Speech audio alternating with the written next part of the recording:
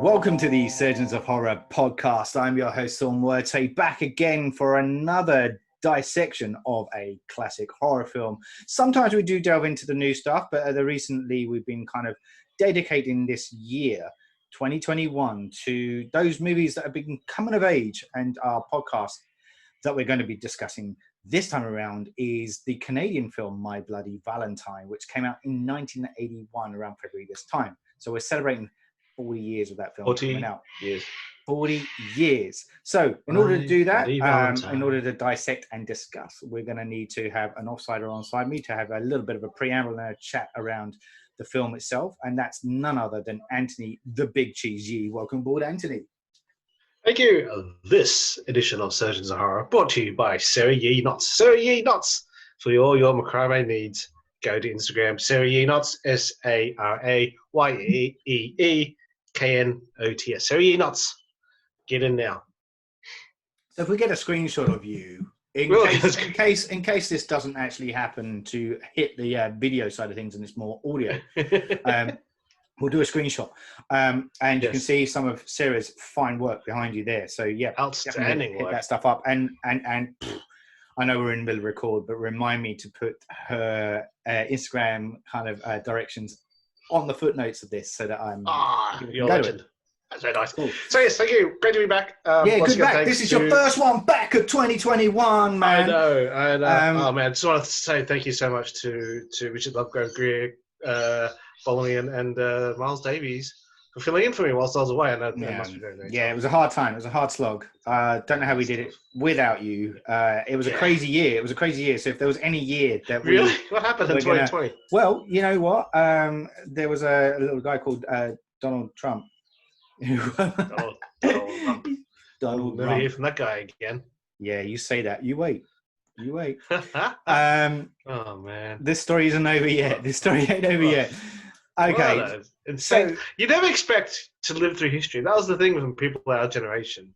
History was stuff we did at school. Yeah. World War II, World War I, the Depression. You never expect to live through history. No. Like, and you're right, because like we were talking about no, not we. I'm not on first terms with Stephen Colbert. I only wish I were. I was watching his show, and he was talking about the reaction of the storming of Capitol Hill. Yeah. And how shocked he was at that. I'm guessing by the time this goes there, this is such old news. It will be old news. That was just before the United States literally. Yeah, I mean we're recording this. We're recording this mid-January at the moment, so it's probably about a month ago that we would have recorded this. So who knows what's happened between then and now? The US has become two countries, probably. It was always two. Well, it was always leaning towards being two countries, and a massive divide. But Colbert was just saying, that he was shocked by it, and people were saying, "What? So the World Trade Center that didn't shock you?" Yes, that shocked me. But he said, there's a little bit of difference with the Capitol Hill incident in that it was our own people that were doing the destruction of our own people. To our own people. So fun and games. All right, look. So let's take a quick pedal back to this is Surgeons of Horror. This isn't US, it is. This isn't this US isn't politics two guys today. talking about current affairs and politics and bullshit. Yeah. So look, but it always bleeds into horror, man. It always bleeds into horror. It does. So look, before we get to so those that aren't familiar with our channel, so we're very much very much normal kind of chatting through the plot line of a film, and that's where we dissect and discuss it. But before we do that, we always kind of prelude into our discussions with had you seen it before? If you had impact, or if you hadn't, just to kind of put those listeners out there on a bit of a perspective of where we're coming from with it. Do a little bit of background about what the film is and why it's viewed the way it is. That's when we sink our teeth into the plot line, and when we come out the other side, we give our final verdict and whether or not it stands true today, and whether we would recommend it to a modern cinema-going audience, or in this case, watch at home, stream it, however you'd like to do it. Cool. So, with all that massive preamble, Mr. Yee, I posed the question. 1981, this film came out. It's a slasher horror film. Yep. Were you aware of this film before? Nope, never heard of it. Next question. as Saul as Saul. So when was the first time? Don't give away my real name. Don't give away my real name. Jeff. Jeff. When was you can tell I've had a few of these. Hey, when was the first time that you saw it? Then, please, for the listeners out there. 2 days ago. 2 days ago. Cool. It happens a lot with me, particularly when it comes to classic horror. Look, you're a sci-fi dude, right? You're a sci-fi action kind of guy. So sometimes horror bleeds into the two of these, and the best examples of this will be Alien, obviously. As a sci-fi horror, you don't get much bigger than that one. So, which is why I tend to, even with the supposed cult classics that come around onto our mortuary slab to dissect, I often open them up for you because you're my sci-fi guru. So I kind of need that kind of bent as we come into it to not only look at it through a horror lens, but a sometimes sci-fi lens as well. This one definitely ain't that. This is probably one that I would normally open up the door to potentially Miles Davies because it sits in the slasher genre. You've probably heard of it. Yeah. So he's very much slasher through and through. He's always coming up bitches. I didn't say that. So yeah, look, he's probably the go-to. But like, there's a few slasher films that are celebrating this year, so he's put his name down for a few others. So keep your ear out for those as we come in the mix. Now, where I stand with this particular film, without casting my final opinion on it, is that yes, I'd heard of it. Had I seen it? No. It was one of those few slasher horror films that just evaded me. I'd heard a lot about it, hadn't seen it. The first time I'd heard about it was the remake. And that's what I was about to go to. So, My Bloody Valentine 3D came out in 2009. So we're talking... It's more than 10 years ago. More than 10 years ago now, yeah. 12 years ago. Which actually starred... Finance, was it? Jamie King. And Jamie King. Yeah. Jamie King is Margot Robbie. Yeah. When Margot Robbie came out, they confused her with Jamie King. Oh yeah, she looks. Yeah, they look a lot alike. And there's I bet you Jamie King would kill to have Margot Robbie's career. Oh hell yeah. And there's Kerr Smith as well. So Kerr Smith, he was known in Dawson's Creek, but in horror circles, he was firmly attached with Final Destination when that first. Oh yeah. And it also had now I'm not going to pronounce this guy's name, but Kevin Tai as well. Kevin T-I-T-H-E. Jason Ackles was in it. Yeah, that's I was about to come back to him. Sorry. And Jensen Ackles, because he's the headliner, man. Yeah, so Jensen Ackles from Supernatural fame. Now, I did see this. I did see this version of the film, and pretty confident in saying that it was in the cinema that I would have gone to see it, and fairly liking it. So the thing, really? This is a rare thing where. I can't vouch if I liked it now. I did watch it a few years ago. But my point is that this is one of those rare ones where I've watched the remake before the original. So, but it obviously would cloud the way I would view this film because I knew what happened in it before. Yeah, right. Knew it. So look, this film... Can I ask real quick? I should ask you for the end, but was the reveal the same character in the remake as it is in the original? No. It's the same thing. It's the same that it's down to the final two dudes, and which one is it? Yes. Yeah. Okay. Cool. So that as much is the same, but the 2009 version was in 3D. I can't remember if I mentioned that or not. That's literally in the title, isn't it? My Bloody Valentine 3D. So for good or ill, it was in 3D. And I remember that being a gimmick. There was it's always been gimmicks. Every time it comes around, it's a gimmick.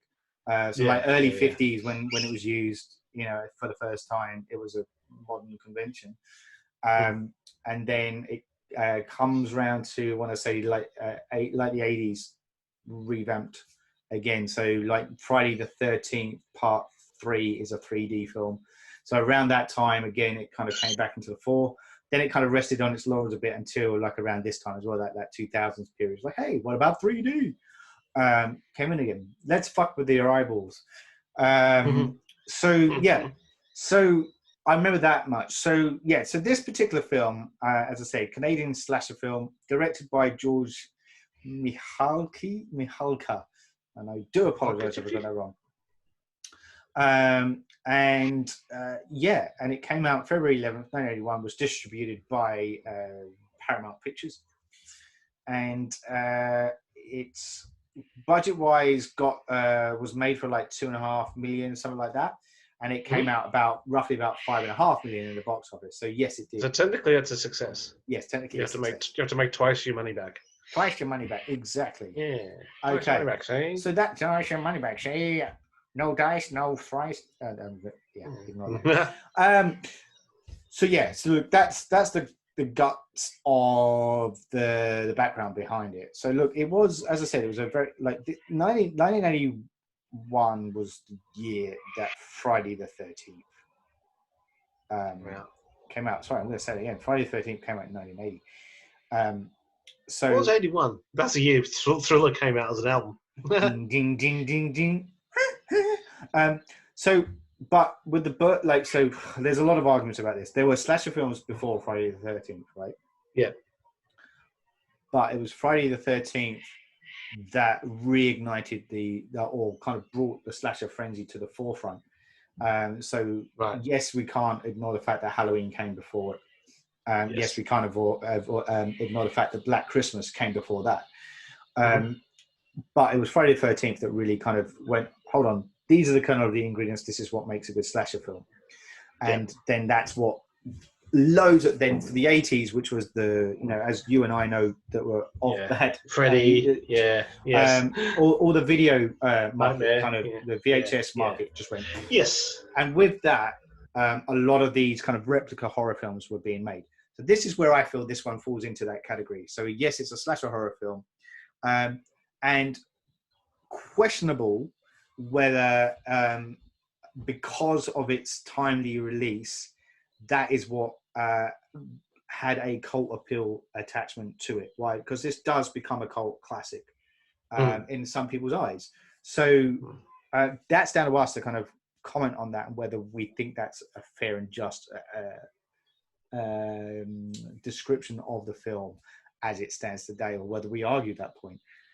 So in order to do that, let's just cut the beast open and let's start dissecting this with talking through the plot synopsis.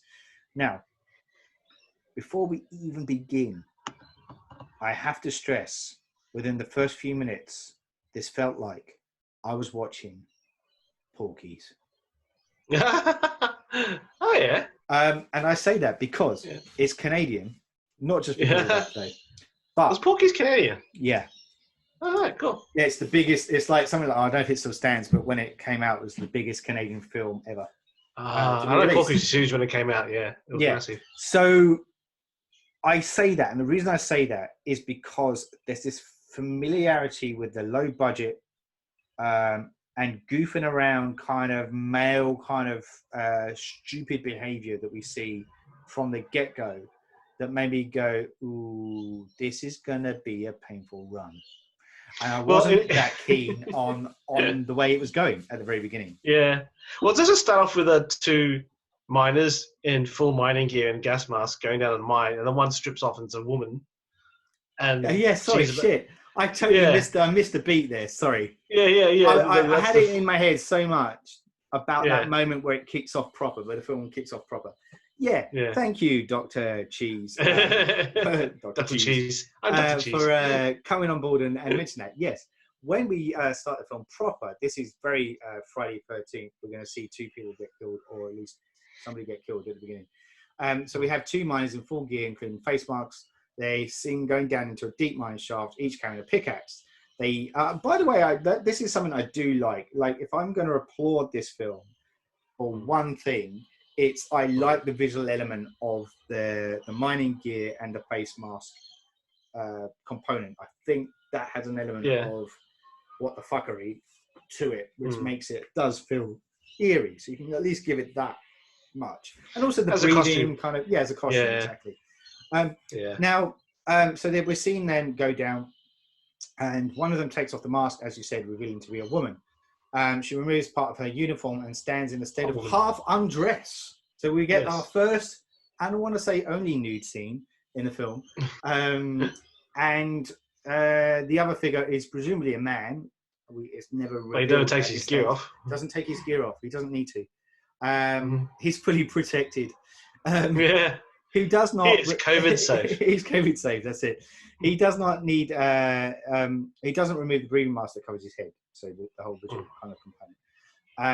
And the man sticks his pickaxe in the wall beside her as she does a bit of a striptease, fondling the man's mask and breathing tubes in a sexual manner.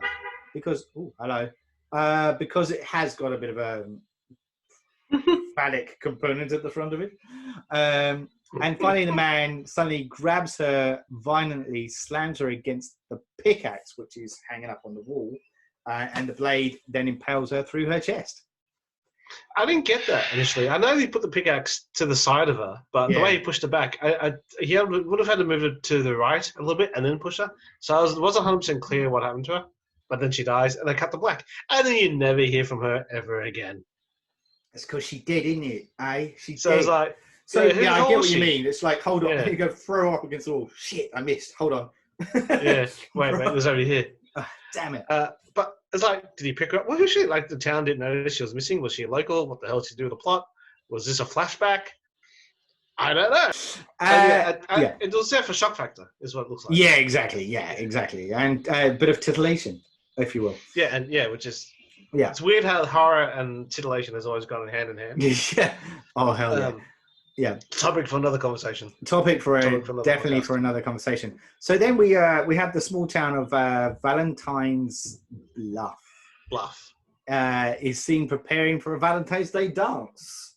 And the town is a home to, we learned that it's a home to a coal mine where many of the local men work, both young and old. And they're all macking around. Oh, hey, Johnny. Get it, Johnny. I love it. Show us your crack. Yeah. Man. So this is where we also meet the town mayor, who's named Hanniger, and he's discussing the Valentine's Day dance with a woman who's named Mabel Osborne, who runs a laundromat. So they're both the older generation people. Yeah. And they're nervous about holding Valentine's Day. Yeah, they're first nervous. time in 20 years. Yeah, first time in 20 years that we've held a Valentine's Day dance. Yes. And there is a Hanniger makes a vague reference to a past tragedy associated with Valentine's Day. And we learned that it's the first Valentine's Day dance held in decades, like you have just mentioned.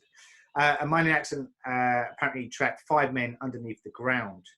And this accident was due to negligence of 2 supervisors who were anxious to get to the Valentine's dance, having left their posts while the men were still below, and having failed to check for the dangerous levels of methane gas. Of the 5 men who were trapped in the explosion, 4 of them died. 1 survivor did kind of come out, and that was a guy named Harry Warden, who was rescued, found in a state of mental collapse. The rescue took so long that Harry had resorted to cannibalism to survive, eating the bodies of his dead co-workers. And then Harry then took revenge on the 2 supervisors, attacking them with a pickaxe and tearing out their hearts, leaving them on a decorative Valentine's box and warning the town to never hold another Valentine's dance again. We don't see any of that. That's intense. We don't see any you don't see the slaughter. No. So this is kind of the background to why they're nervous about it. And quite rightly so. Was this told to them by the wizened old? Yeah, it's kind of mentioned in the characters at the beginning, like, you know. This thing hits so many tropes. Yeah, the crazy Ralph again, guy. Yeah, it was 1981, so maybe it was inventing the tropes. I don't know. Ooh. But there's some grizzled old bartender who's trying to warn these damn kids, stop being a fool, and then he tells these stories. He told the story of Harry Warden, and all the kids go, "Yeah, whatever, you crazy old timer." Like every cliche in the book, one after the other. The town sheriff we've met at this point, and he's great. Do you like him? Oh my god, he is great. He is so he's great. Apparently, he's a Canadian actor, musician, and singer. And apparently, his stage name was Iron Buffalo. Oh, really?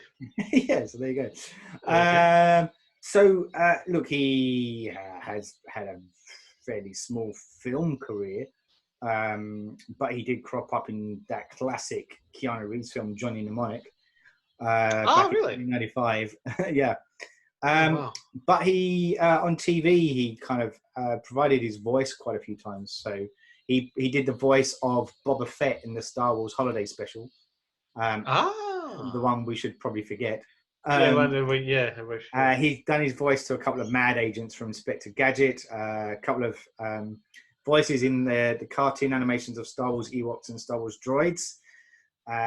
He also did a couple of voices for The Legend of Zelda and Swamp Thing, and X-Men. Did the voice of Sabretooth in the 1990s animation of X-Men.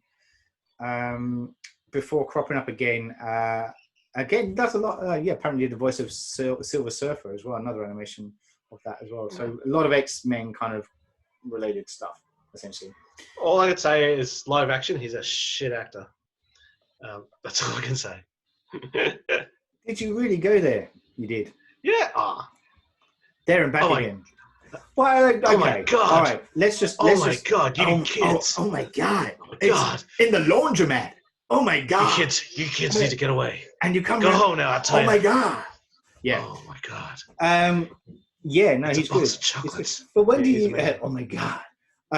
Get away from the chocolates. Was it the mayor? The mayor. Oh no, it can't be happening again. Yeah, there's hamming it up, and then there's this. Yeah, so this is level. So yeah. but I guess this is the thing when it's low budget, like this, it kind of gets a bit kind of taken for granted that the performances may never be quite where you want it to be. There are exceptions to the rule. There have been kind of low budget films where they've actually. Oh, totally. When you just some of these kids were straight out of acting school. I think I read one of them was, and she had to finish up early. So I think that's what you do. You try and scout young talent that you hear good things about, but it's still hit and miss. But if you get young talent who is going to be the next Meryl Streep, then get them when they're young, right? And they've got talent spare.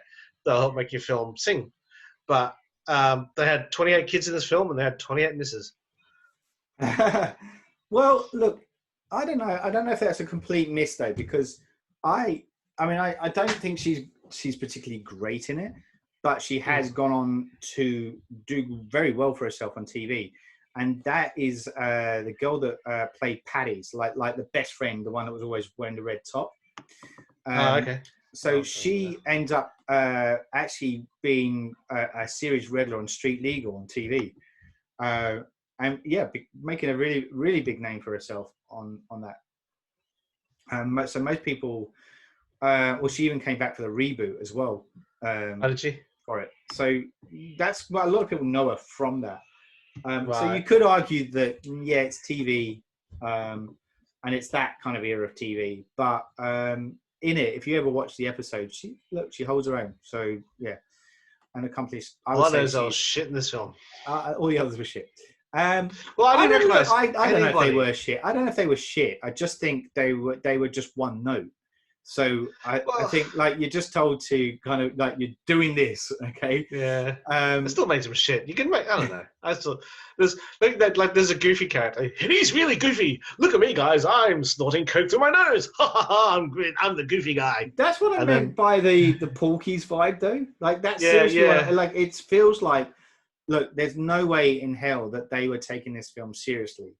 And it is played for me. It feels like it is played for laughs, and if you viewed it from that lens, then it just puts a very alternate skew on the film. It does, yeah. But again, it's hard to tell because 81, like some of the gore in this is really obviously they cut a lot of minutes out of this because it was too full on. And to you and I, you can see the blood is that fake 50s paint blood, which looks like paint, not blood. Yes. And B, it's mannequins and dummies, and because they don't shoot it with the right, they shoot it quite lit, so you can see it's a mannequin and a dummy. But again, people didn't know what real bodies looked like that much back then. Yeah. It was a big thing that they called people assholes. That was like, to me, like in the 80s, to call something an asshole. It's like, you get one shit, one asshole, maybe a fuck if you really want to push it. And I said asshole about 3 times in this movie. So I was like, oh, wow. But yeah, to me, that's the other big thing I'm going to say right now is direction. It's really interesting how you look at this, right? It's made 5 years after Jaws. Yeah. Okay, Yeah, I'm and just pause on that for yeah, a second, because this yeah, is relevant, because I know you've yeah. used Jaws in particular in other podcasts as Yes. a point of Mm, opinion as when it comes to direction. So mm. I just want you to expand on that particular choice before you then go into the Yeah, comparisons of it, if you may. yeah. Uh, why? Well, the big thing is this that era of films has the film stock, particularly out of Hollywood, you know, this is a Canadian film, have a certain feel to it. It's a certain '70s grain, Yeah. and this film is no different to. I feel like Jaws is a good example, which technically is a summer horror film, Yeah. um, involving a shark, not a guy with a pickaxe. But you got teenagers, you got kids. I mean, that's more Jaws too, but you know what I'm saying. Yeah. Yeah. Um, it's got the thing is the editing in this in My Bloody Valentine, particularly if you look at the opening scene with the kids in the bar and they're excited and they're talking about the Yeah. Yeah. Valentine's dance. The way it's cut is very. It feels, and I haven't gone back in depth to really check it out, but it felt to me very shot, stop, one shot. Somebody talks, they stop talking, you cut to the next shot, and the next person Yeah. starts talking, Yeah. and then cut to that shot, and then you cut to the next shot, the next person starts talking. So, of course, there's a lot of people when you say, "Well, that's editing," that makes perfect sense. Not really. When you cut a scene together, it's a subtle thing, but there's what's the thing called overlap, Mm-hmm. where when somebody talks and they stop talking, and the big person they're talking to starts their sentence, but the first few seconds, the first 2 seconds of their sentence is on that person's shot, and so Yeah. there's overlap, which it just suddenly gives it a real much more natural feel. And Yeah. this felt really student film. The coverage of the opening bar scene felt really student film. It was on one person, he talks, he stops, cut to the next person, he talks, he stops, and because it's and the acting has no flow to it because they're bad actors, so it feels really student film. And again, there's Just say what Spielberg you feel, man. Just say what you feel. but with Spielberg, like particularly Jaws, there's a lot of one-take shots that go for 2 or 3 minutes, and there's a lot of choreography and a lot of blocking, and he's using actors, and most actors tend to have cut their teeth on stage, and so when you direct a film which has a lot of blocking for takes that go for over a minute, a lot of actors really appreciate that because it feels like a stage production. And if you tell an actor who's really good and has got a lot of stage experience, you talk, you say your first part of your dialogue here, move down stage, move to the left, wait for the camera to move around you, move to the right. They do it really well, and they does it naturally. Spielberg does this really well. And it happens a lot in Jaws. These one-take shots, and the flow is so good. And even when he has a lot of shots where there's cutting and editing, there's good flow to it. And it's not unique to Spielberg. It is something that really good directors know what they're doing can do. Because then you realize the story's been manipulated to you on a subconscious level, Yeah. and you get sucked right in. For me, the editing on this My Bloody Valentine was so jarring, and the acting was so student film. It really jarred. And it was only towards the end I was getting into it because I was going, what the hell's happening? Like, what is going on? But again, that film was 5 years later down the track, so it should Yeah. be. And it's not a question of money either. It's a question of just film techniques and how you choose to direct something and how you choose to perform something. But as you pointed out, when you're on a low budget and you use student actors or inexperienced actors, you don't get the best performance. But you're not. For me, I don't think as a director, maybe you're trying to get the best performance, but you don't have time to. So I don't know. But yeah, it was just really interesting. Look, 81 when did The Thing came out in 82? Yeah. And when It's the following Thing year. for me is a film that you and I love, and we've talked to a lot. Yeah. The Thing feels timeless. It really does. The Thing feels like to me it could have been shot in the 2000s.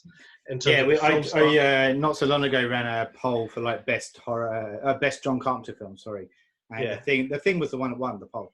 Yeah. Yeah, and understandably so. It is timeless. The acting, it's so isolated because there's only 10 guys in sets really. But if you didn't know who they were, and you think, okay, the stock. Yeah, because the performances are great and the directing is so good. You just think, wow, this could have been. Yeah, if you told me and I didn't know about it, this was shot a few years ago, I would go, oh yeah, cool, okay. But this film instantly feels like a 70s film, even though it was shot in 81. Because just that flow and that direction and that mode of storytelling. Absolutely. So look, the other thing I just go to add to that as well before we kind of get back into the narrative. Is that you were talking about the gore factor in this, and apparently it was it was a lot more explicit than we received. And the negative feedback. Well, Paramount had negative feedback from Friday the 13th previous year, deemed too kind of gory, right? So they had to kind of pale it slightly because of that. But also the murder of John Lennon also was in the public psyche at the time, because he was murdered in December 1980. So I said this kind of came out in 1981, February. Yeah. So like it was only just a month or so afterwards. So it was very much still in the public eye of a public figure, being killed in public. And it was a huge thing. So they were just trying to dial things. The decision was to dial things back a bit. And look, according to what I'm reading here as well, it's, as yet we haven't seen the final version of. I read that too. It was like 9 minutes worth of stuff cut. Yeah, that's quite a lot. So we're only seeing. I think I lent you the Blu-ray. I think that's what you watched. The Blu-ray. Well, the Blu-ray you lent me, which is what I saw. I must admit, even I'm thinking, okay, there's some shots I'm not seeing, so it felt like that was censored. And I was like, why are they censoring something that's from 1981? Surely they would show it and the big one, and this is spoiler, but later on, there's a guy and a girl sleep. They're about to have sex. The guy runs off. The girl gets killed and hung on a hook in the shower. Yeah. And he finds a body in the shower, and you can tell, you see his reaction, which is not over the top at all. No. But you don't see the girl. You see the girl. You see part of her shoulder and part of the side of her cheek in the foreground because it's over her shoulder. That's all you see. And I'm thinking, well, there's no way in hell they wouldn't have shown her body in this film, as cheap as it was. They wanted that shock factor, so clearly that felt censored. So I'm guessing that was one of the first things they said, get rid of that. I read somewhere that the footage does exist, but they haven't done a uncut version yet, have they? Is that right? No, that's as far as I know. So look, if anyone is a fan of this film and know more than we do about it, because we are, as we've said, coming at it quite fresh, having only recently watched it. Yeah. Let us know. So maybe it does exist, and we're just not aware of the final or the director's cut if it's out there. I'm down the rabbit hole. If it does exist, I'd want to watch it. Yeah, I'm always keen to see different versions of a movie and different, especially when it's the director's version, kind of against the theatrical release, because that kind of makes. I'm always curious about it. Anyway, okay, so the plot narrative. So we have Mayor Hanniger, and he. The warning. Backtrack. Sorry, we have the warning about the not to do a dance, which obviously they're doing for the first time in 20 years, and the young people of town are really excited about it. 3 of these young people are involved in a love triangle, which we come to learn. So we have TJ Hanniger, who is the mayor's son, and he's recently returned from an unexpected departure where he tried to leave Valentine's Bluff behind. So he's tried to drop everything and just kind of go, essentially. And that includes his girlfriend of the time, Sarah. He tried to make it in the Big Apple. He did. And he tried to do adulting. He did. Try to be an adult, and he wasn't good at it. So he came back home to be a lumberjack. No. But he's okay. And his tail between his... He came back with his tail between his legs. Yeah, that's right. And so we have Sarah as well, obviously, as part of that love triangle. And now she has, since TJ's absence, struck up a relationship with his then best friend Axel. Okay, so there's a Q in his name, Axel. Yeah. Q? Seeing as the murder weapon is an axe, right? Like a pickaxe. Oh, Axel, I literally just got that. Yeah. Yeah. The first draft is. I'm sorry, that massive spoilers, by the way. The first draft is his name was Axe Murderer. Axe Murderer. I'm the Axe Murderer. He's the bad guy, and they're like, "Could we change the name?" And apparently, the screenwriter literally flipped the table and said, "Fuck you," and he stormed off. Yeah. History in making. Apparently these days. Sometimes the and then I think it was the producer said, "No, Axel do." Hey, what did you just say? Okay, what if you compromise Axel? Nobody will know. And clearly I didn't, so it fucking worked. Every time they kept on saying Axel, I just was going do. Axel Foley. Axel Foley. And we're just going to do that for the rest of the podcast. So, yeah, okay. Is it more entertaining? Axe pickaxe. Pickaxe murderer. Actual pickaxe version of the song. Why is your middle name I am the murderer? But Sarah still has feelings for TJ, which obviously infuriates Axel. This causes tension between the two guys. Meanwhile, we have the mayor and the town's chief of police, Jack Newby. He's a bit of a newbie. The kids get an anonymous, oh my god, okay, anonymous box of Valentine's. I don't know chocolate. if you should drink whilst doing this podcast, or you need to drink more. I've only had a couple, officer. Okay, so he gets an anonymous box of chocolates, Valentine's chocolates, and when they open it, it contains a human heart. Presumably that of the young woman at the beginning of the film. There you go. So that does, yeah. Nobody's reported a missing. But when the mayor sees it, he's like, oh no. And I'm like, oh, okay, this is going to be awesome. What is it? They got hazelnut. I can't stand fruit nut.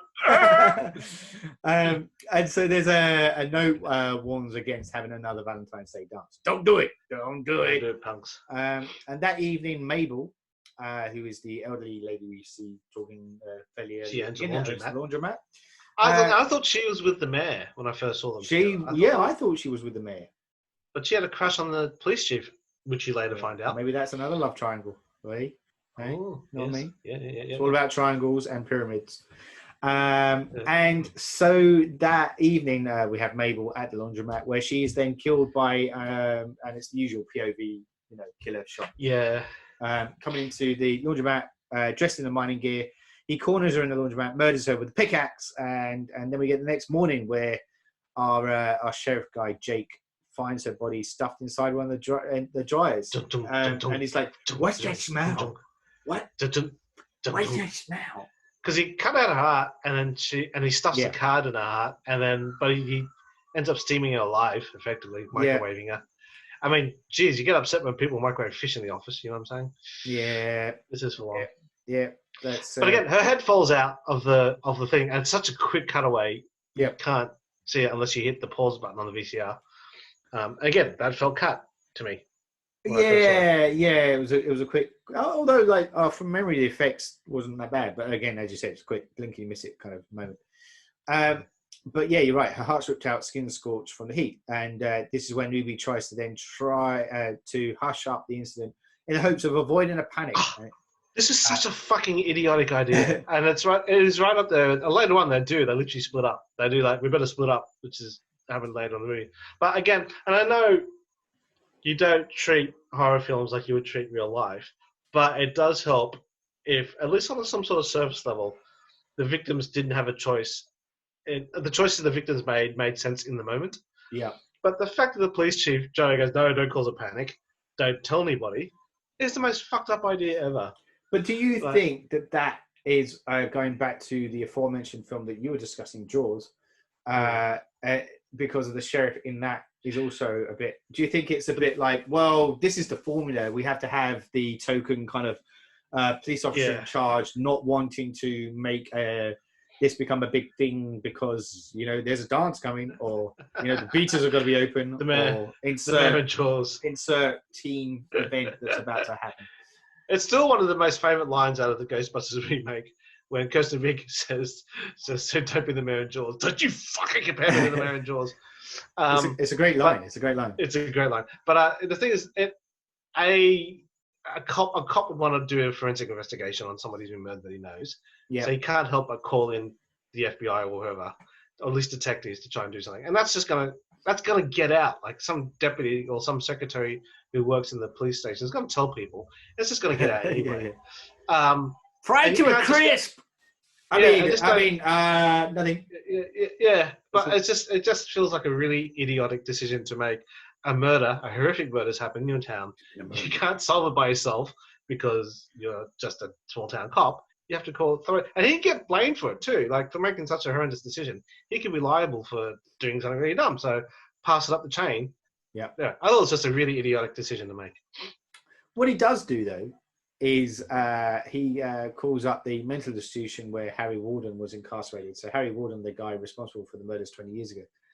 but there's no trace of him there. So it does lay on the option of like, oh, there could be a murder on the loose. Now, did you do prom night with me? Was that you that talked about No, that was Greer? Someone else. Oh, Greer, okay. So one of my fellow surgeons. But yeah, similar vibe. In that, it was like they have a prom night about to happen, and there's a murder on the loose. But then the prom night has to go ahead, and it's the usual. The sheriff is like, well, nothing's going on, and it's like, hold on, the person is around, and there's somebody that's a bit dodgy on the loose. Yeah. I mean, I get the whole not holding off the prom night. I would have, because it's that thing of like, well, every time you have an event, some dickhead kid's going to call up and say, if you hold the prom night, there's going to be murders. You can't let our freedoms be held hostage. Where would you stand if you're a cop and you receive death threats, or somebody saying, if the prom night goes ahead, I will kill people. Yeah. And then you receive another note saying, if the prom night doesn't go ahead, I will kill people. The first time I'd ignore it, but if I get a second note, I'm going to go, oh shit, I'm going to do it. Now, I would have literally gone ahead with the night. I would have literally called for reinforcements. I would have called for more extra security. And I would have called fucking FBI to come in and go, hey, there's a murder on the loose. We've got to sort that shit out. Yeah. There's, oh shit, that's gone. You're talking about something I wanted to bring up at that point before you said prom night. We were talking about sheriff indecisions and big events and holding back events. Nah, it's gone. All right, no worries. If it comes back to you, just inject away. So, so Mabel's dead, and we have him. Yeah, so the sheriff's worried that there could be a new killing spree about to occur, and their worst fears seem to be confirmed when the coroner tells them that the heart in the box was indeed a human heart of a woman approximately. Oh, this guy's a good actor. This guy is such a good actor. And it struck me as like he was a real life coroner who thought he's dabbled in acting. Let's use him. Because he's like, oh, you guys are in trouble because it's a real human heart.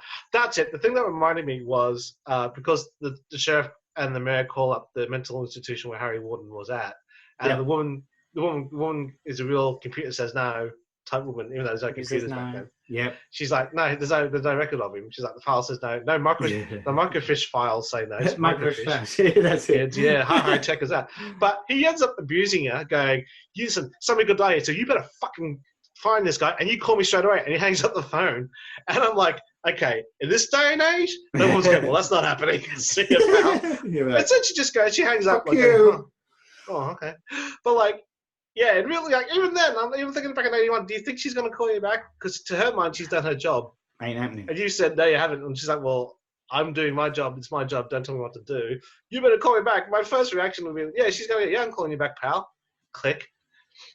But he fully expects her to call her back because back then, that was the power dynamics between men and secretaries, as they were called.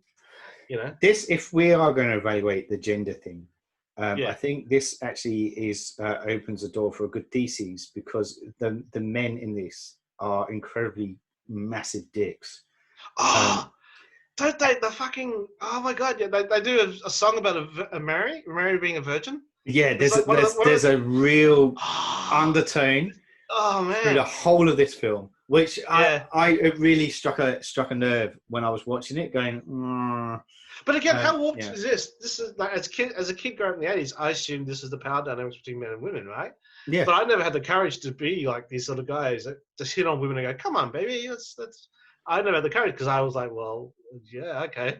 But I assumed that's how it was. I assumed that's how white people were. But yeah, there's one thing where but there's a waitress comes in. They all chant the song about her being a virgin. Yeah, which is quite demeaning, and she laughs along with them at the end of it. And it's like, come on, Toots. Yeah, come on, Toots having a good time. She's having a good time. It's a great time. What the fuck? Yeah. And there's one, Sarah at one point gets up to go to the jukebox, and Axel says to her, where are you going? She goes, I'm gonna go to the jukebox to put on a song. He's like, fine, as if that's okay. And she gets up because it's okay. Yeah. And then she plays on the jukebox. He's like, it's so modern, it's so fresh. It's very modern. It's out there. So yeah, look. But yeah, So it's very look, the dudes. It's all about the world. The world revolves around the men. It's all about them and which girl they can have. yeah, And, so I found that yeah, quite fascinating from that point of view. And look, don't get me wrong. Like a lot of these movies definitely are filmed with the male gaze, right? yeah. But this one in And they're a particular, product of I their was time. just a bit okay. Yeah. All right, so we then learn that the dance is going to get cancelled because of the death of Mabel. And this is where TJ and his group of friends gather at the local bar, and where they hear stories from the bartender. Remember him? The grizzled old, the old, what do you call it? The crone, the harbinger character. The harbinger of doom. That's right. Which he tells them, and they ignore him. Yeah. And so everything that happens to them from now on is on them. Yeah. And he tells them about Harry Warden being on the rampage, and they're kind of like, yeah, whatever. What a crazy old man. Laugh at me, you kids. You're an asshole. So I think the bartender also hears that they're planning to hold up their own party at the mine after hours. And when they leave, the bartender then rushes out to the mine ahead of them and sets up a gag dummy with a pickaxe to scare them. And there's that bit where he keeps opening the door. Opening the door and closing the door. It's brilliant. Close the door. Close the door. I'm going to do it again. One more time, just because I wasn't sure. It's still okay. It's still brilliant. I need to do it again. I'm so good. There's a dude with a pickaxe in my head. So he gets killed. And I did have that moment of like, okay. Normally, in those kind of movies where they do that, it's the three rule thing, right? And that's where Austin Powers takes the piss out of it with the Will Ferrell character. It's like, oh shit, three times, damn. And it is. It's like and you see it a lot. It's still a formula that's repeated to today. Like you'll see somebody happens, and it's always the third moment where like the reveal occurs. But I think this one actually takes it that one step further. I think I could be wrong, but I want to say I think it was 4 time that he opens the door. Yeah. And I'm just like, dude. But I was so distracted by how he laughed every time. Like, it's the most brilliant thing I've ever done. This is incredible. It should have just kept going. You know, like in in The Simpsons with Sideshow Bob with the rake moment. Where the joke gets to the point where it's not funny, but then it becomes funny again. It should just come down. Keep going. Push it out. How many times can you open the door? Anyway.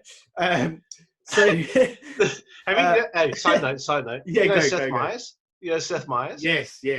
I've only just recently seen some of his skits because on his late night with Seth Meyers, he does a lot of skits. Yeah, I've been watching a few of his stuff since the. And the thing about his skits, I always find his skits tend to go about a minute too long.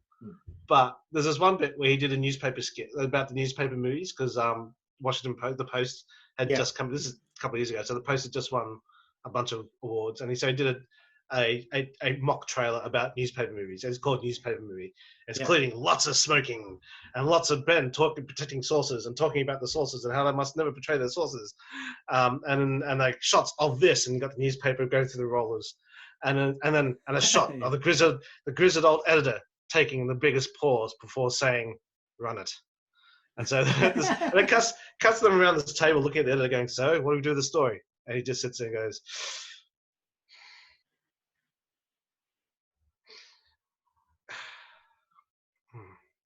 and he lights up a cigarette, smokes it,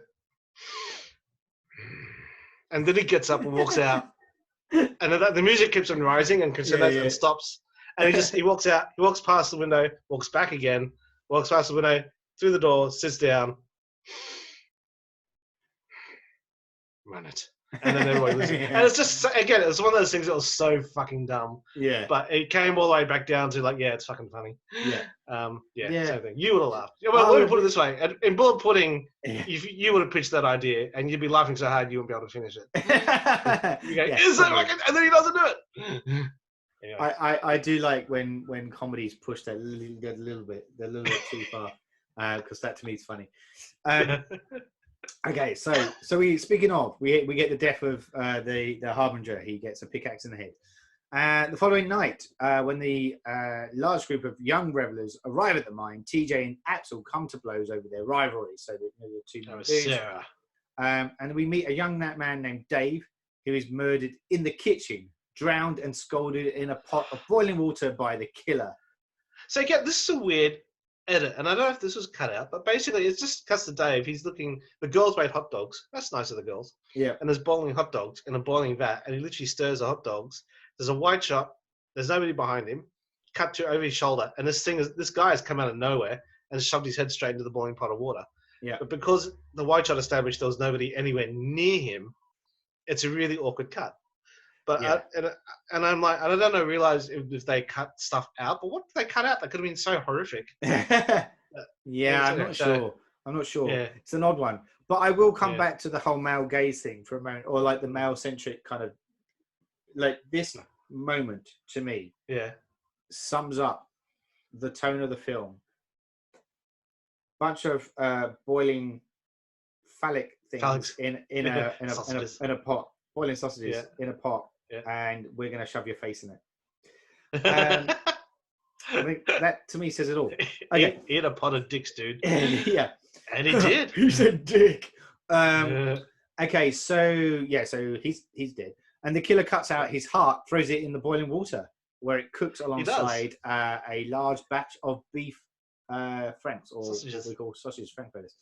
One of the girls goes in later on. She's gagging for a bit of sausage, and she. Okay, Saul Muerte said that, not me. Yeah, so she goes and goes to retrieve the sausage and finds the killer's heart in the water. But they don't know what it is because it's so boiled. They're like, "What is this? What is that? I don't know. Shall we eat it?" Yeah, right. Yeah. One of the girls then also finds Dave's body. Dave's body initially goes unnoticed first, and then it's found into the fridge. Some dude opens a fridge, but he opens it in such a way you can't help but notice that there's a head in the fridge, but he doesn't notice because he's got his back to the fridge. Yeah, and it's almost comedic, like it's like a wing. That's what I'm saying. I'm sure this was shot for laughs, man. Yeah. So then Chief Newbie also gets a hint of trouble when another a candy box arrives. This is a classic. Heart arrives at the police building with a menacing note saying you didn't stop the party, and the chief is unaware at the time that the Hanninger mine party is going on, and he's like, "What damn party?" Yes, he does. What party? We obeyed the rules. I don't understand. There's a bit just before that where he goes into his office and there's a deputy who like comes out of nowhere and like this, and for instant you're like, is the deputy the killer? Because he's kind of good looking and like, if he's a bit part, why'd you waste? But then he gets a box of chocolates and his words, he's acting is literally, oh God. And then he tells the deputy, better leave the room. I need to see what this is. And then he opens it up and it's a box of chocolates. And Mabel's Valentine's card to him. Yeah. And he's like, Mabel. Then he's realized, she's dead. Oh, the tragedy. And then there's a bunch of dogs barking outside. Yes. And he goes outside. The dogs are tearing apart another box of chocolates on the floor. And Arnold Schwarzenegger turns up, and he shoots the hell out of the police office. Lance Henriksen's ducked in the corner somewhere, armed with a pistol. Yes. Can I just say though, these dogs, he kicks these dogs away. Yeah. The dog, one of these dogs barks, runs away, comes back, barks once more, and leaves frame. That dog was the best actor of the entire film. Oh, dude. Because he hit his mark flawlessly and performed. Like, he didn't look at the camera once, which is what dogs tend to do. They look for the I'm serious, they look for the trainer behind the camera lens. Yeah. This dog didn't do it once. He knew he was in the moment. He had look at the thing, the box, look at the sheriff box, bark, sheriff box, run. Come back, bark once more, run again. The other two dogs that were with him looked at their trainers before they took off. This dog, best actor. Yeah, brilliant. Maybe it's because he knew there was some boiled snags that were ready to go. It's like, I don't need to stick around. I don't need to wait for you to tell me that I'm done. I know I'm done. I'm hitting the snags, man. I'm hitting the snags. Professional. Yeah, what a professional. I have my lines. I learned my lines. I learned them well. Because back. I was up howling all night. Lunge, back, lunge, back, lunge. Yeah, it's good. As you've got a member of the ball pudding would always say to the rest of the ball pudding crew, learn your fucking lines. That wasn't me. No, I think he was saying it to you. No, it was. I will have it on record that I never learn my lines. Because improv, baby. Improv. You're like, but you tend to turn around to the director, which one of us is directing? You turn around and go, "Nah, that's how it's meant to be said." So I'm sticking with that. Yeah. Scene. And moving on. you can't do much about it because I've said the lines. So that scene. Yeah. It's the Gandalf thing of like, I'm never late, I'm never early. I arrive precisely where I intend to. I did often end a scene by going, "Fly, you fools!" Oh, you fools. You did too. Which I always thought was odd that you always cut that out. Anyway, so back to this film, and you can tell we're digressing lots now. Says a lot about the movie. So we have the ill-tempered boys, and they are they're fighting over Dudar. Sarah. We also have a young couple named John and Sylvia who are making out in the shower. This is what you were talking about earlier. The mine facility, when John leaves to go get beer, and then Sylvia is attacked by the miner who first traps her by dropping miners' coveralls clothes on hooks. Done on hooks. So it's kind of weird. It's funky, yeah. And she's reacting hysterically. She's like, "Oh my god, so much clothes." And then he attacks her from the ceiling. But isn't a body drops? He drops one of the bodies on top. Yeah, and then he viciously impales her head on a shower nozzle. Yes, which you don't see because that gets cut out just before. Yeah. John returns to find the killer gone and Sylvia hanging impaled in the shower from the shower nozzle. Yeah, this is the scene we talked about. But we get his reaction going, "Oh my god!" Which pretty much sells it, to be honest. Yeah. And then sorry, go on. The two boys, TJ and Axel, they get into a fight, and then Axel runs off, and he's drunk, and he lands. He sits down on a rock or something. He sits down on a bench or whatever, and he's crying over the fact that he knows that Sarah isn't with him. Like Sarah's heart is with TJ, and you assume he's going to get killed, right? Yeah. And the fact that he doesn't get killed straight away. I was watching this with my wife. Sarah goes, "He's the killer," and I was like, "Oh, spoiler." But yeah, we already spoiled it, so it's okay. But can I just say too, though, there's when the Harbinger gets killed, the murderer comes out with the face mask on and everything, and he ends up putting a pickaxe through the Harbinger's chest whilst he's on the ground. The way it's shot, you see the Harbinger's face through one of the eye lenses. Yes, and he's got a very dark stubble and chin. And for a second, I thought, "Oh, have they actually deliberately done that to give you a little partial look as to who it could be?" Because for a while there, I was looking of all the kids. I was looking at which one had a dark stubble on their chin line.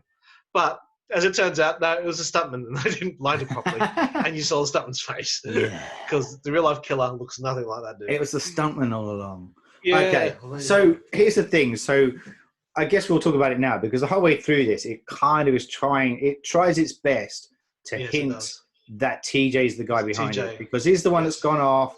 He's the one that's failed. Yes. He's the one that's got the attitude. And look, we are accustomed to these kind of movies where we now go, "Yeah, he's not the guy. It's definitely not him. So who's it going to be?" Because, red herring, you don't always, I don't know what I'm trying to say. You don't just walk up, smack a person around the face with a fish unless it's a Monty Python sketch. And, so I think, it was fairly obvious it wasn't going to be him. So it did lead to that. But I had this moment while I was watching it going, isn't like you think it's him, but then it double twist the other one. Yeah. Do you know what I mean? I had that moment. It was like, "Oh, I get this wrong?" Yeah. We did that too. Yeah. So anyway, one of the miners, Hollis, he allows some of the others to convince him to take them down into the mine. So there's a whole group of them decide to go down. Which I gotta say, firstly, the idea of having a party at the mine was kind of, if it was real life, I would have gone, yeah, actually, it kind of makes sense because I have, as I pointed out, a kitchen facility. Yeah. They got pool tables. Yeah. They got, why not? And it's away from everywhere else, so you're not making noise, you're not helping.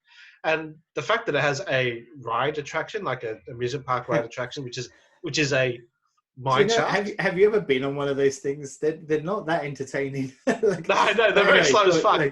Slow as fuck. But the thing is, why not? If you're going to be there, you might as well. If you know, if you're a girl, you'd be like, yeah, fucking. And as a guy, you'd be like, yeah, come on, this is why I work. It's kind of cool, right? Yeah, I did buy that. I have to admit, I was kind of like, yeah, that makes sense. I was like, So, in fact, we're going to stage that for our next kind of get together once COVID restrictions are released. Surgeon's team going to just hit the mine.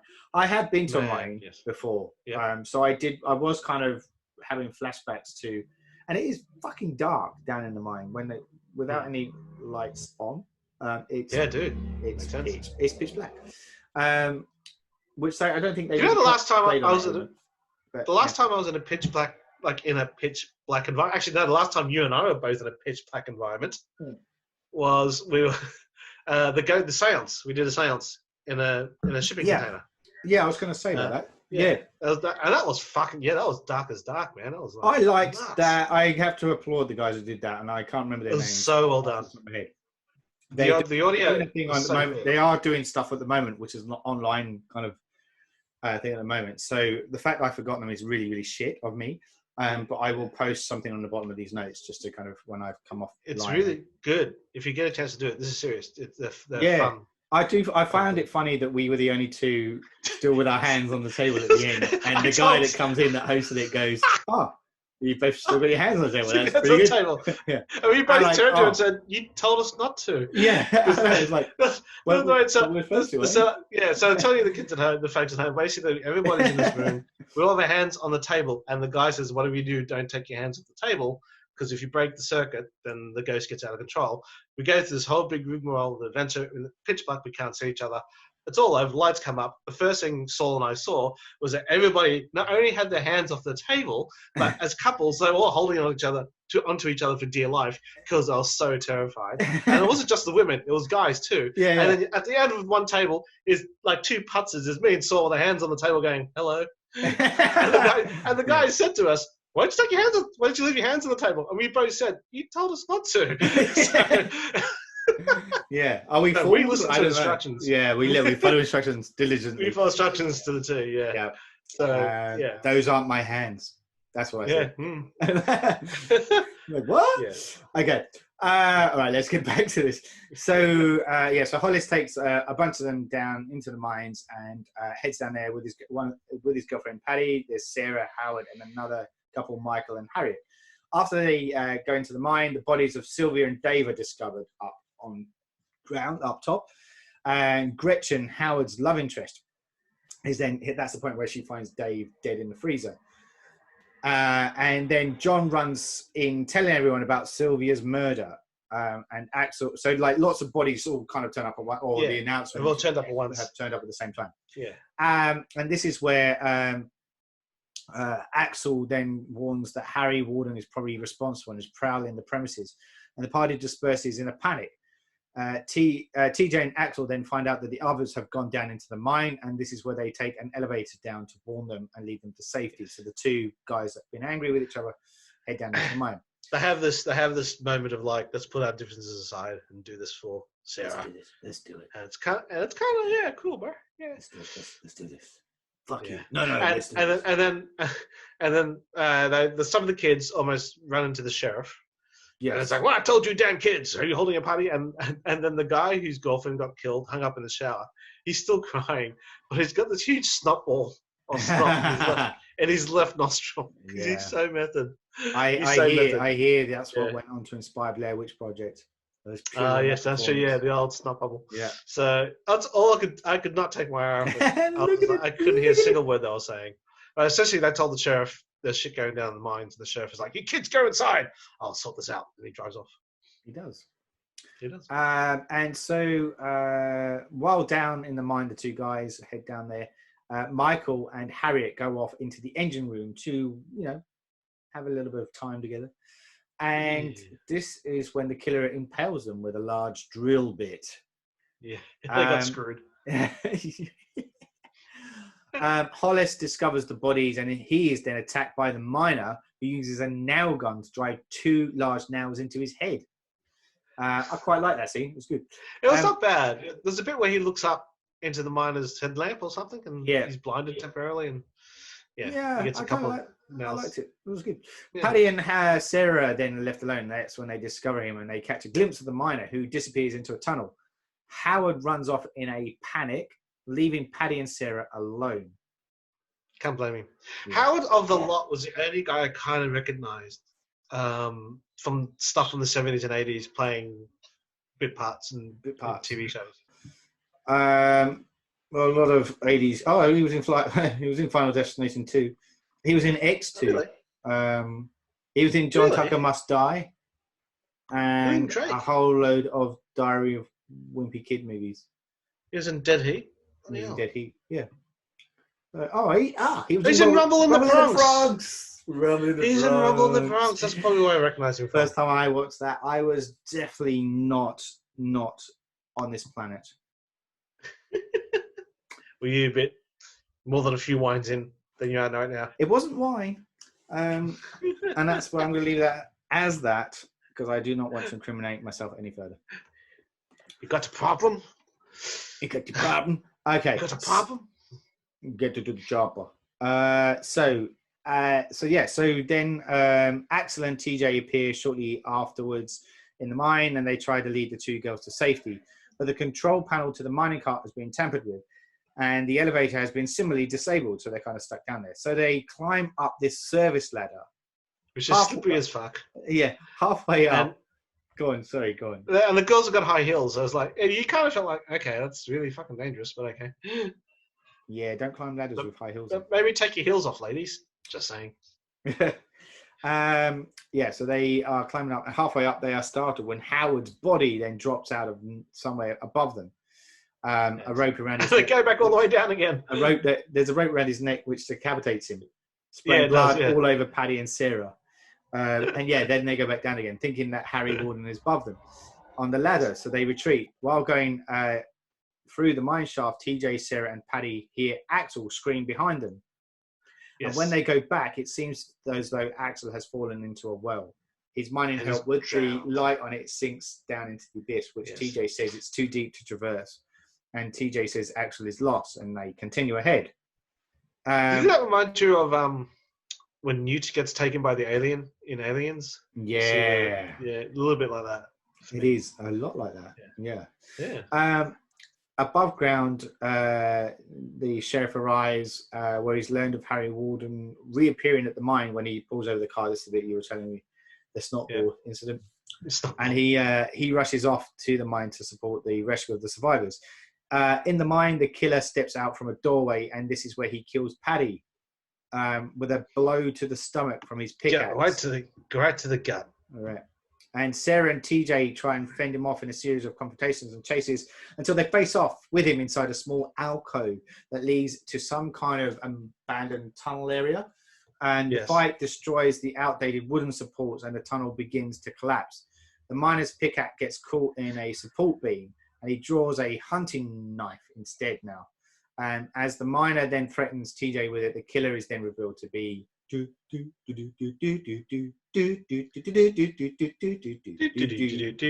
Axel. Yeah. Wasn't this also this area was the first scene where he killed the girl by stabbing her I think you're right. I think it's that same bit. Yeah. So and then we get flashbacks to reveal the pointless reason why he's doing it. And this is where it's revealed that as a young boy, Axel was one of the sons of the supervisors that was murdered by Harry Warden. Axel was in the room at the time, and he saw his father's violent death while hiding underneath the bed. Under the bed. The shock apparently snapped his mind, leaving him unstable, his potential for violence unleashed by the reoccurrence of the Valentine's dance. So, firstly, the kid gets covered in blood even though he's hiding under the bed. So they love blood. The other thing too is the sheriff. Was it when they find out it's him that the mayor tells this exposition dialogue to the sheriff? Oh my God, yes, of course. Axel was the son of and when he says that, you think, oh, okay, that didn't occur to anybody that in relation to the case, Axel might be affected in some form or another, watching his father get killed. And the whole time that they bring up, and the whole time the Harbingers bring up the legend of Harry Warden, and all the kids are going, yeah, whatever, old man. It's almost treated as if it's an urban myth, right? And I'm like, surely then Axel would say, well, actually, it's kind of true because I saw the fucker kill my dad. Or one of his friends go, actually, it's true because when Axel was a boy, the fucker killed his dad. Okay, so I do have a thing about this, though. I do have a thing about this because I want to say it's not the first time that has been used as that as plot a device. reason. Yeah, yeah, for sure. I argue that the psychological factor would actually turn somebody to do that. That's the I'd whole say reasoning behind the so unless Reavers and Firefly. Yeah, yeah. I mean, like, oh, what? So, like, you witness a horrific a incident, crime. and Yeah, so and you all become right. yeah. So even with that hypothesis being a thing or a known thing, right? Then, like, so I guess it's kind of like Stockholm syndrome, where you're kind of so warped by a situation that you in turn then reenact it. Why then does it lay dormant for so long if it's such a, do you know what I mean? Because it always seems to be, I mean, I know it helps with the plot devices for these films, but it always seems to me 20 years later they're suddenly like, wait a minute, I'm fucking nuts. It's like wasn't it the main plot device for that Jamie Lee Curtis film that we talked about a while ago, the prom night, the original prom night? The original prom night. Wasn't it the brother or something like that? Or something it was the brother. Like, that's it. That's right. It was the brother that was behind it, and you're just like, why did it trigger you now? What the fuck? I have a beef with that now. Every time I see that, I'm just like, I don't get why. There needs to be more behind why it lays dormant. Yeah, exactly. Or like, if they had a throwaway line, since they were doing such exposition dialogue, was like, the mayor did, like, so, he changed his identity, and it wasn't him. Like, as far as everybody knew, he was somebody else. Like, he was adopted out, and he came back and he was, oh no, he really was the son of the third.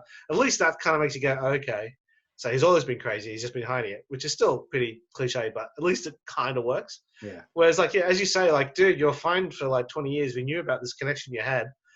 Like, even at the very least, if you don't suspect him, you're like, are you okay? Because these murders are happening and it happened to your dad. Are you all right? And if he's completely normal, then you're like, okay, that's a worry. You really should be you're the one behind it, aren't you? Yeah, and that's when you go, shit, I'm alone in a room with you. Fuck.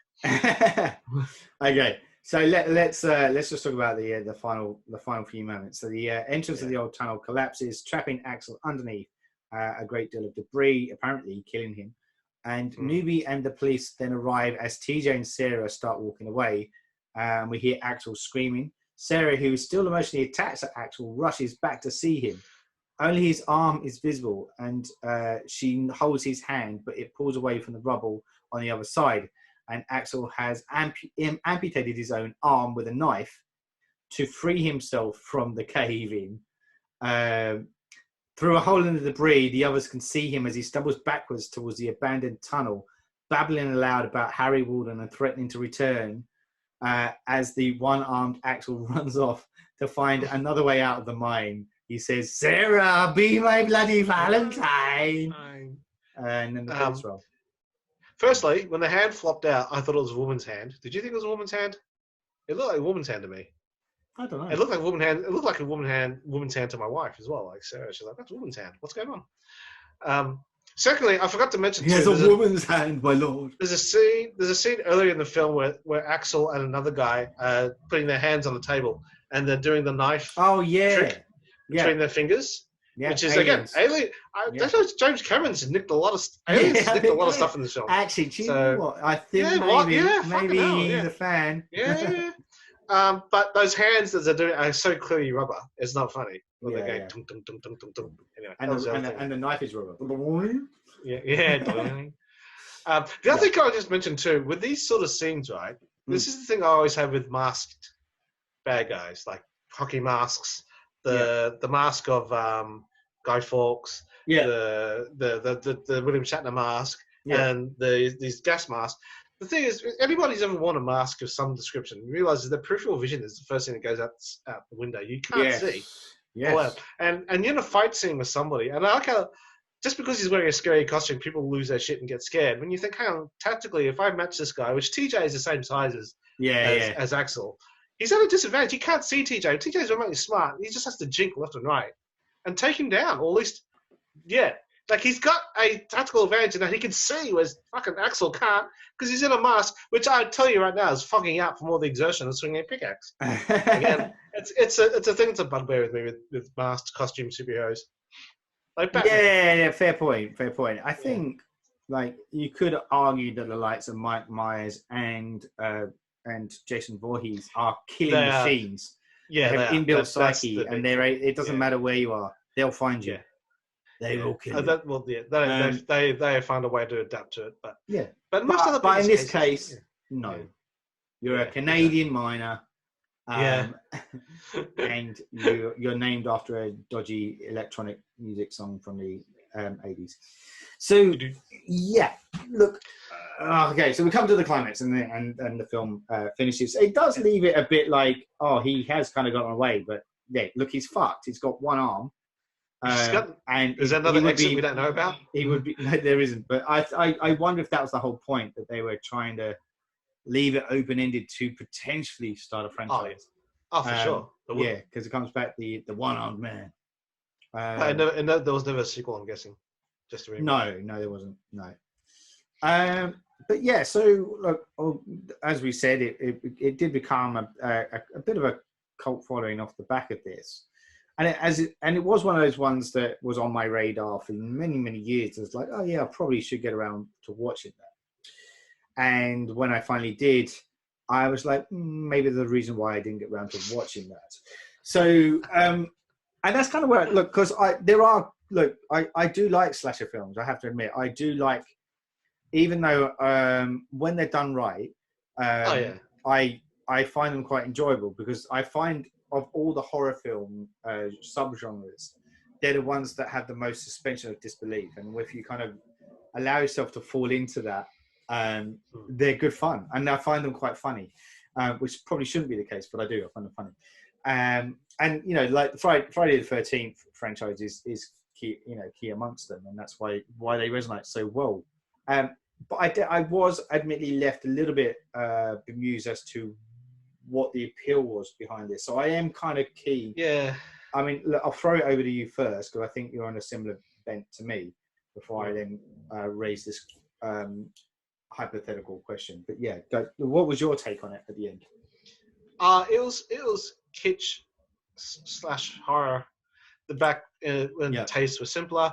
When you see a mannequin with a chest carved open and the heart falling out of it, that's horrific, because people hadn't really seen that sort of graphic representation on cinema before. Yeah. The word I always kept on coming up with, apart from gore, is the words that was very popular in the 80s was bloodthirsty. It's a bloodthirsty film. And that was the go-to expression with people I knew at my age as kids, as that's the one you can't watch because it's too scary. It's bloodthirsty. And so, again, people, like I said, there's a progression. In the 50s, blood was like paint. It's red. That's that certain red that's like paint. And even though you saw blood in real life as a person, you'd cut yourself and whatever, and you realize blood doesn't look the same. That's what blood looks like.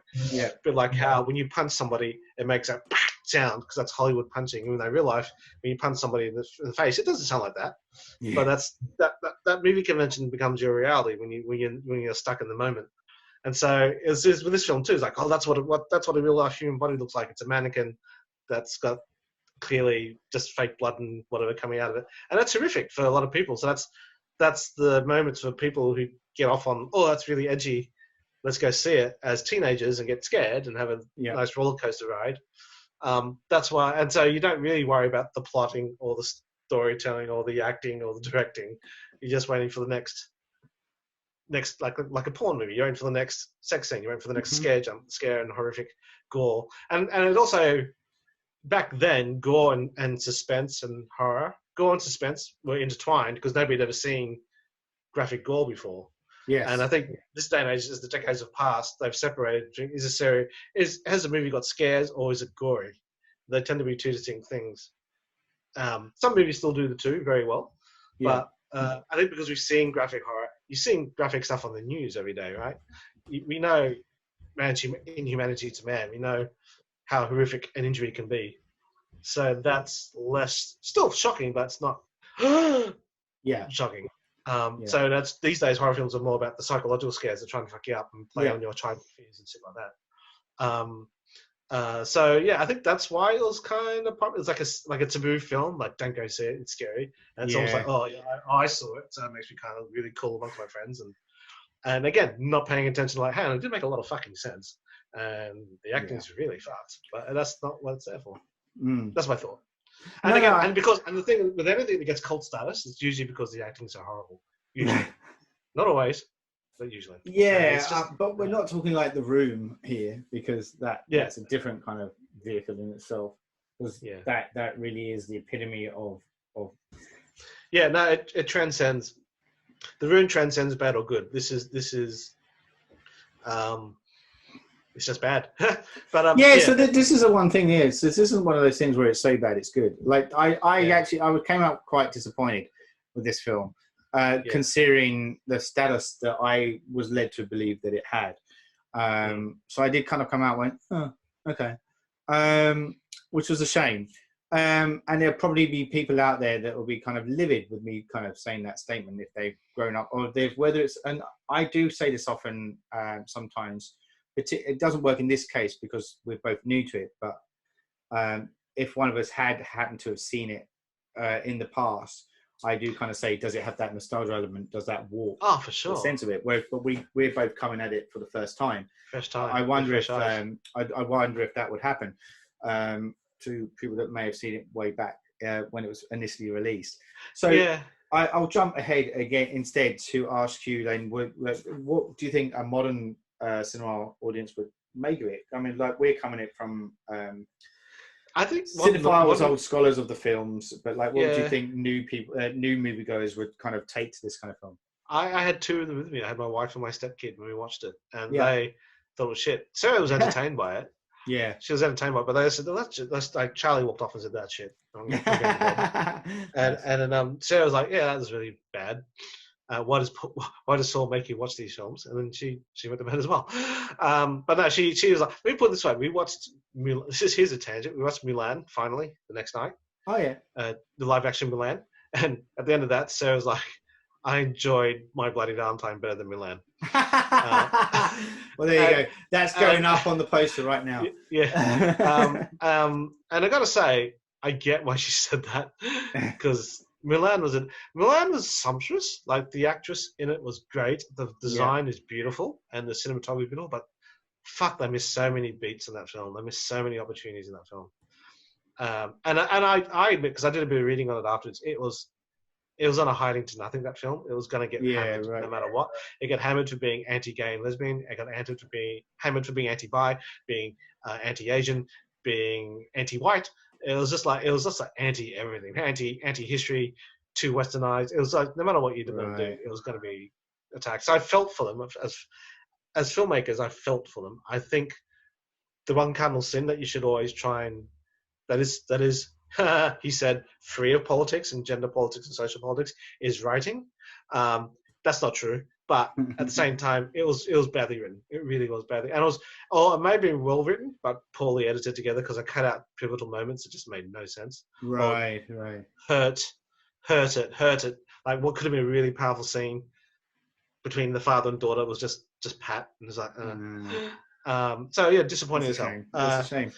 It is, but I mean, but at least with My Bloody Valentine, you can go, well, this is just silly. We can laugh at it and get enjoyment. And you do. You get enjoyment out of, like, what the fuck? The sheriff kills me. I love bad acting. I love white male. Yeah, usually white male. But that's male acting who's a lead man who is trying to be authoritative and strong. Oh my god! Like, it's Shatner acting. Like, it's. Just, I was going to say that. Yeah. It is like the whole Shatner thing. Yeah. Go. Better stay away, Billy. This is not for you. You better go home. Like, it's that, and the sheriff is so full of that sort of acting. Yeah. So would you recommend this film, or would you say probably best give it a miss? No, steer clear. I am curious to see the remake. If it's, Jensen Ackles. I really don't watch any of his stuff, but I feel like I know an awful lot about this guy because there's a mutual friend of ours, Amy Hutton. Hey, Amy, is in love with this guy, and she keeps posting stuff about him on Facebook, and I'm like, it's like you know him. It's like you know him. I do. He seems like a genuinely nice guy. Well, I mean, she's obviously like picturing him in his best light, but it does seem like he's a genuinely nice dude. So, like, if he's in it, I want to check it out. I think he's a good actor. So I am curious to check it out. And if you say it actually wasn't bad, so from memory, I have this vague memory that it was okay, but like I was meaning to rewatch it before this, so I do beg everyone's pardon if they think it's a pile of shite. But I seem to remember enjoying it. So yeah, interesting. Cool. All right. I think on that note, it's time for us to bow out for our discussions on My Bloody Valentine. Do let us know if you have any thoughts on this movie. Did you grow up loving this movie when it first came out? Have you, like us, come into the film more recently and differ from us and actually enjoying it? Let us know. We're always keen to hear what you want to say about a movie, even if it differs from our opinions. We are but surgeons. We've dissected. We've given you our thoughts on it, and it may not marry with yours. Let us know on our usual social platform on Facebook, Instagram, Twitter, or here on YouTube, and let us know what you think. Until then, thanks for listening. I'm your lead host and the lead surgeon for the podcast discussions here at Surgeons of Horror. My name is Saul Muerte, and I'd like to extend my thanks once again to the big cheese, Antony Yee. Thank you for coming on board, sir. So Ye Nuts on Instagram. Thank you. Bye. Goodbye. Thanks again.